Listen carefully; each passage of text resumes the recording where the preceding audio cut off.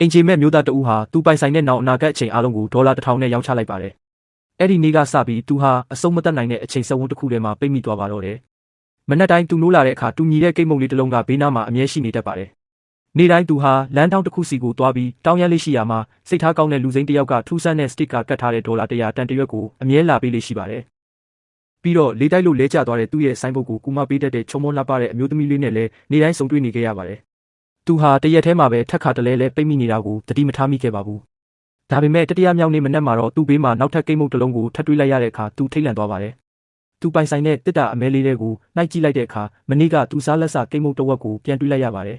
။အခုဆိုရင်ထုတ်လုပ်တဲ့ရက်စွဲအတူတူပဲဖြစ်တဲ့ကိတ်မုတ်နှလုံးရှိနေပါပြီ။အဲ့ဒီအချိန်မှာပဲသူဟာအံ့ဩစရာကောင်းတဲ့အချိန်ဟာကွက်တစ်ခုကိုရှာဖွေတွေ့ရှိသွားပြီးဒါဟာပတ်စံရှာဖို့အခွင့်အရေးပဲဆိုတာသဘောပေါက်သွားပါတယ်။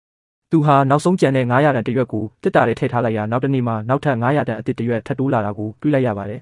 ။သူဟာအချိန်စက်ဝန်းထဲမှာပိတ်မိနေတာတေချာသွားတယ်လို့သူရရှိထားတဲ့ပစ္စည်းမှန်သမျှဟာနောက်တစ်နေ့ကိုပါသွားတာကြောင့်ဒီချိုရင်းချက်ကိုအသုံးချပြီးချမ်းသာအောင်လုပ်ဖို့ဆုံးဖြတ်လိုက်ပါတယ်။အစပိုင်းမှာတော့ပုံမှန်အတိုင်းတောင်းရနေခဲ့ပြီးစတစ်ကာပါတဲ့100တန်တွေကိုစုဆောင်းခဲ့ပါတယ်။ဒါပေမဲ့မကြခင်မှာပဲဒီနီလန်ကနှိကွေးလွန်းတယ်လို့သူခံစားလာရတာကြောင့်ခိုးမှုတွေစလုပ်ပါတော့တယ်။ဘလို့ပဲဖြစ်ဖြစ်နောက်တစ်နေ့ရောက်ရင်တကဘာလုံးကမှတ်ဉဏ်တွေပြန်ပြတ်သွားမှာဖြစ်လို့သူဘာလုပ်ခဲ့လဲဆိုတာဘယ်သူမှမှတ်မိမှာမဟုတ်ပါဘူး။သူ့ရဲ့ရဲတင်းမှုတွေကပိုတိုးလာပြီးဘန်တွေနဲ့ဆိုင်တွေကိုတပြားလိုက်တဲ့အထိဖြစ်လာပါတယ်။သူဟာစပင်ညက်ဝတ်အစားအသစ်တွေလဲပြီးအရင်ကအင်ဂျီမက်ပုံစံကိုလုံးဝဖျောက်ပစ်လိုက်ပါတယ်။စီးစိမ်ဥစ္စာတွေတိုးပွားလာပေမဲ့သူ့စိတ်ထဲမှာတော့ဟာလာဟင်းလင်းဖြစ်နေစေပါ။ပတ်စံရှာရတဲ့ရင်ခုန်တန်တွေပျောက်ဆုံးသွားတဲ့အခါမှာတော့သူဟာနောက်ထပ်ခြေလမ်းတစ်ခုကိုစဉ်းစားပါတော့တယ်။အဲ့ဒါကတော့သူပထမဆုံးတွေ့ကြတဲ့ကဆွဲလန်းခဲ့ရတဲ့အမျိုးသမီးလေးပါပဲ။သူဟာသူမရဲ့နေ့စဉ်လှုပ်ရှားမှုတွေကိုအလို့ရနေပြီဖြစ်လို့ဝစ်စုံအပြည့်နဲ့ကော်ဖီဆိုင်တစ်ခုမှာမတော်တဆဆုံးတစ်ယောက်ဖန်တီးခဲ့ပါတယ်။ထက်ခါတလဲလဲဖြစ်နေတဲ့ဒီနေ့တစ်နေ့အကြောင်းကိုအပိုင်တိထားမှုနဲ့အကြိမ်ကြိမ်လေ့ကျင့်ထားမှုတွေကြောင့်နာရီအနည်းငယ်အတွင်းမှာတင်သူမကသူ့ကိုချစ်သွားအောင်သူလှုပ်ဆောင်နိုင်ခဲ့ပါတယ်